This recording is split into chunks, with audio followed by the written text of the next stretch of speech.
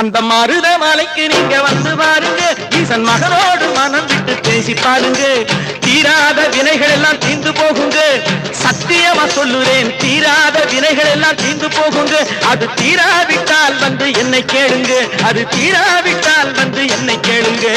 மருதமலைக்கு நீங்க வந்து பாருங்க. மருதமலை முருகனுக்கு, மருதமலை ஆண்டவனுக்கு, மருதாச்சல மூர்த்திக்கு